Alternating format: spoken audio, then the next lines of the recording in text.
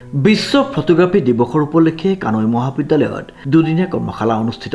উল্লেখযোগ্য যে বিশ্ব ফটোগ্ৰাফী দিৱসৰ উপলক্ষে ডিব্ৰুগড়ৰ ঐতিহাসিক হনুমান বক্স সুৰজমল কানৈ মহাবিদ্যালয় আয়োজন কৰা হৈছে দুদিনীয়া ফটোগ্ৰাফী কৰ্মশালা।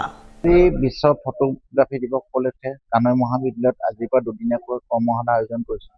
আমাৰ কানৈ মহাবিদ্যালয়ে বিশ্ব ফটোগ্ৰাফী দিৱসটো বিভিন্ন সময়ত নিজাববীয়াকৈ কেতিয়াবা সহযোগিতাৰে আমি অনুষ্ঠিত কৰি আহিছোঁ। আজিও আমাৰ স্পৰ্টছ বৰ্ডৰ সহযোগত বিশ্ব ফটোগ্ৰাফী দিৱসটো উদযাপন কৰা হয় আৰু আমি গুৱাহাটীৰ পৰা নিমন্ত্ৰণ কৰি আহিছোঁ এগৰাকী যশস্বী ফটোগ্ৰাফাৰ হিমাদ্ৰী ভূঞাক। মই হিমাদ্ৰী ভূঞাক ধন্যবাদ জ্ঞাপন কৰিছোঁ। তেওঁ যিহেতু আমাৰ মহাবিদ্যালয়ৰ ছাত্ৰ ছাত্ৰীসকলক দুদিনীয়া কৰ্মশালাত সমল ব্যক্তি হিচাপে যোগদান কৰিবৰ কাৰণে আহিছে আৰু আমাৰ ছাত্ৰ ছাত্ৰীসকলেও অংশগ্ৰহণ কৰিছে। আমি যিহেতু ফটোগ্ৰাফীৰ বিষয়ে বিভিন্ন সময়ত অনুভৱ হয় যে ভৱিষ্যতৰ আহি থকা পৃথিৱীখন এখন ফটোগ্ৰাফীৰ পৃথিৱী হ'ব বুলি আমি অনুভৱ কৰোঁ। আমাৰ গোটেই ভাৱ ভাষা চিন্তা সদায় ভৱিষ্যতে মই ভাবোঁ যে ফটোগ্ৰাফীৰ ওপৰতে নিৰ্ভৰ কৰিব।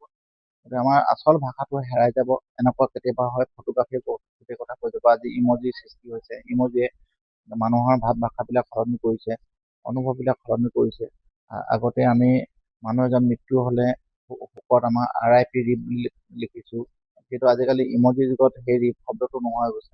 গতিকে ফটোগ্ৰাফীৰ ভৱিষ্যতটো আছে আৰু যিহেতু নতুন শিক্ষানীতিয়ে আমাৰ ছাত্ৰ ছাত্ৰীসকলক দক্ষতা বৃদ্ধি কৰিবৰ কাৰণে চেষ্টা কৰিছে আৰু শিক্ষানীতিয়ে কৈছে যে কিবা এটা নহয় কিবা এটা ক্ষেত্ৰত আমাৰ শিক্ষাৰ্থীসকল নতুন প্ৰজন্মৰ দক্ষতাৰে তেওঁলোকে আগুৱাই যাব লাগিব। যিকোনো এটা দক্ষতা থাকিবলৈ তাক স্কিল বুলি কোৱা হয়। গতিকে আমাৰ ছাত্ৰ ছাত্ৰীসকলৰ স্কিলটো বৃদ্ধি কৰিবৰ কাৰণে আৰু ফটোগ্ৰাফীটো এটা স্কিল হিচাপে ল'বৰ কাৰণে আমি এই কৰ্মশালা আয়োজন কৰিছোঁ। মই যিসকলে উদ্যোগ লৈছে, বিশেষকৈ স্পৰ্টছ বৰ্ডৰ ডক্টৰ কৃষ্ণা দুৱৰা কলিতা, ডক্টৰ অমিতাভ দলে প্ৰমুখে আমাৰ অধ্যাপক অতিথিসকলক ধন্যবাদ জ্ঞাপন কৰিছোঁ।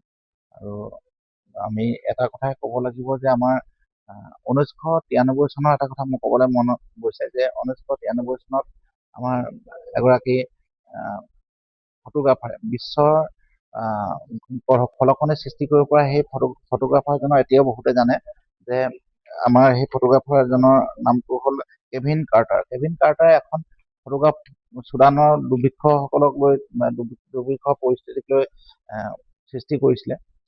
তেওঁ ফটোগ্ৰাফখন লৈছিলে আৰু সেই ফটোগ্ৰাফখন যেতিয়া নিউয়ৰ্ক টাইমছত প্ৰকাশ হোৱাৰ লগে লগে সমগ্ৰ বিশ্বত তোলপাৰ লাগি গৈছে। এখন ফটোগ্ৰাফে আচলতে পৃথিৱীখন সলনি কৰিব পাৰে।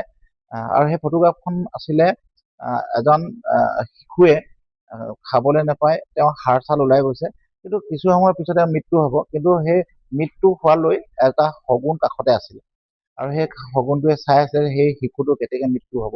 গতিকে সেই কৰুণ ফটোখন নিউয়ৰ্ক টাইমছত যেতিয়া প্ৰকাশ হোৱাৰ পিছতে সমগ্ৰ বিশ্ব হুলস্থুল হৈছিলে আৰু চুডানলৈ সেই সময়ত বিভিন্ন দেশৰ পৰা বিভিন্ন ধৰণে সহায় সহযোগিতা আগবঢ়াইছিলে। আৰু কিন্তু সেই ফটোখন যেতিয়া নিউয়ৰ্ক টাইমছত প্ৰকাশ হোৱাৰ পিছত তেওঁ কিন্তু মৃত্যুবৰণ কৰিব লগা হৈছে, আত্মহত্যা কৰিছে ফটোগ্ৰাফাৰজনে, কেভিন কাৰ্টাৰে। গতিকে আত্মহত্যা কৰাৰ কাৰণটো হ'ল যে সেইটো সময়ত খুব সমালোচনা হৈছিলে যে সেই শিশুটোক তেওঁ ৰক্ষা নকৰি বা প্ৰাণটো ৰক্ষা নকৰি তেওঁ কিয় ফটোখন তোলাত গুৰুত্ব দিলে। আৰু সেই ফটোগ্ৰাফাৰজনে পিছত সেই তেনেকুৱা ধৰণৰ তীব্ৰ সমালোচনা হোৱাৰ পিছত তেওঁ আত্মহত্যা কৰিবলৈ বাধ্য হ'ল। 33 বছৰ বয়সতে আত্মহত্যা কৰিছিলে। গতিকে এই কথাটো যোগেদি মই এটা কথাই ক'ব পাৰোঁ যে আমাৰ এখন ফটোত মানৱীয় দৃষ্টিভংগী, মানৱীয় মূল্যবোধ, মানৱীয় চিন্তা, সমাজ এখন ধ্বংস নকৰাৰ চিন্তা, সমাজখন গঢ়ি উঠাৰ চিন্তা, এই কথাবোৰ জড়িত হৈ আছে। যিসকলে ফটোগ্ৰাফীক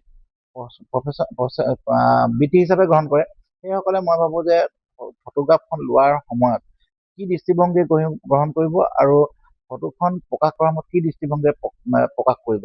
গতিকে দৃষ্টিভংগীটো মানৱীয় দৃষ্টিভংগী থাকিব লাগিব, মানৱীয় অমূল্য তাত জড়িত হৈ থাকিব লাগিব। কিন্তু আমাৰ ফটোগ্ৰাফসকলে যিহেতু আমি দেখোঁ যে বিভিন্ন সময়ত এনেকুৱা ধৰণৰ ফটোগ্ৰাফ প্ৰচাৰ মাধ্যমত দি দিয়ে যিখন ফটোৱে বিভিন্ন গোষ্ঠীৰ মাজত সংঘৰ্ষ কৰে, বিভিন্ন ধৰ্মাৱলম্বীৰ মাজত সংঘৰ্ষ সৃষ্টি কৰে, সম্প্ৰদায়ৰ মাজত সংঘৰ্ষ সৃষ্টি কৰে। গতিকে মানৱীয় দৃষ্টিভংগী যদি নাথাকে তেতিয়াহ'লে মই ভাবোঁ কেতিয়াও এজন ভাল ফটোগ্ৰাফাৰ হ'ব নোৱাৰে। গতিকে আজি বিশ্ব ফটোগ্ৰাফী দিৱসত মই সেই বাৰ্তাটো দিব বিচাৰিছোঁ। আমাৰ ফটোগ্ৰাফীও স্কিল হিচাপে লওক ছাত্ৰ ছাত্ৰীসকলে, উঠি অহা প্ৰজন্মই, কিন্তু তাত মানৱীয় দৃষ্টিভংগী, মানৱীয় মূল্যবোধটো তাত জীয়াই ৰাখক। তেতিয়া আমি সমাজখন জীয়াই ৰাখিব পাৰিম আৰু তেতিয়াহে ফটোগ্ৰাফাৰসকল সফল হ'ব পাৰিব। মহাবিদ্যালয়খনৰ ক্ৰীড়া আৰু সাংস্কৃতিক বৰ্ডৰ উদ্যোগত আৰু বৰ্ডৰ সমন্বয়ক ডক্টৰ তৃষা দুৱাৰাৰ নেতৃত্বত অনুষ্ঠিত হৈছে উক্ত বিশেষ কৰ্মশালা। কৰ্মশালাত সমল ব্যক্তি হিচাপে উপস্থিত থাকে গুৱাহাটীৰ বিশিষ্ট ফটোগ্ৰাফাৰ হিমাদ্ৰী ভূঞা।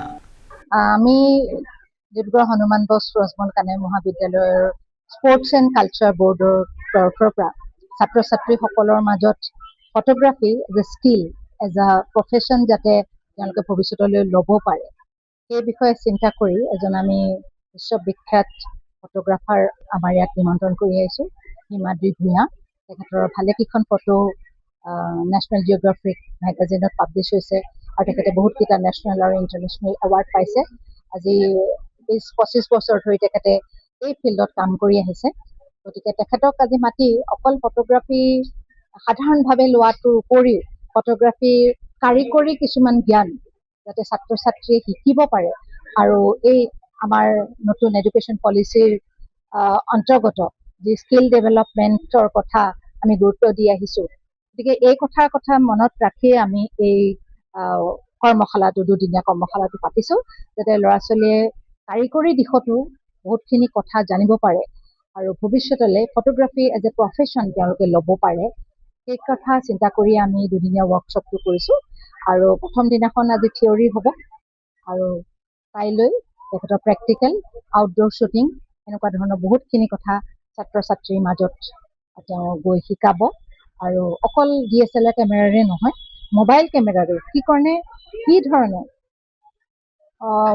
পাৰ্গত হৈ তেওঁলোকে ফটোগ্ৰাফীটো এটা স্কিল হিচাপে ব্যৱহাৰ কৰিব পাৰে, সেইটোৰ ওপৰতে আজি আমি দুদিনীয়া কৰ্মশালাটো কৰিছোঁ আৰু খুব ভাল ৰেচপন্স পাইছোঁ। আমাৰ ডক্টৰ শশীকান্ত শইকীয়া ছাৰে সদায় আমাক অনুপ্ৰেৰণা দি আহিছে, খুব ভালকৈ তেওঁ উদগনি দি গৈছে ছাত্ৰ ছাত্ৰীসকলক আৰু ভৱিষ্যতেও মই ভাবিছোঁ এনেকুৱা ধৰণৰ কৰ্মশালা হওক।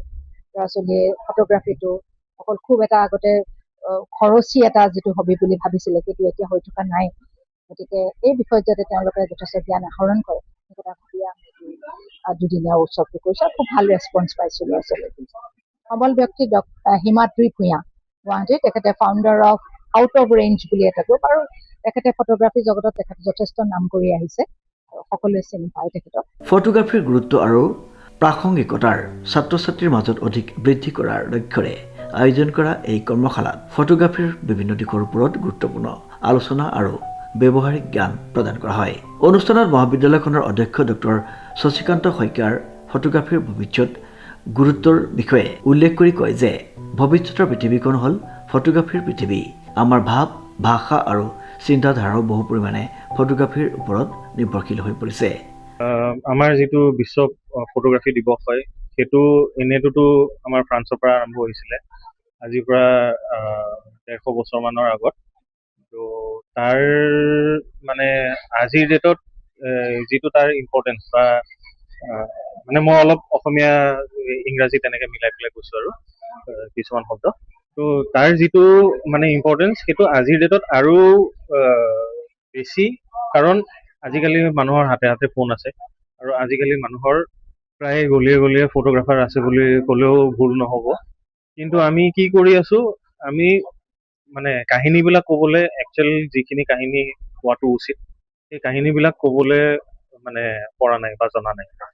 সেইখিনিত অলপ কনচেনট্ৰেট কৰিলে মই ভাবোঁ যে ফটোগ্ৰাফীৰ যিটো মানে ইম্পৰ্টেঞ্চ, সেইটো আৰু ফুটি উঠে।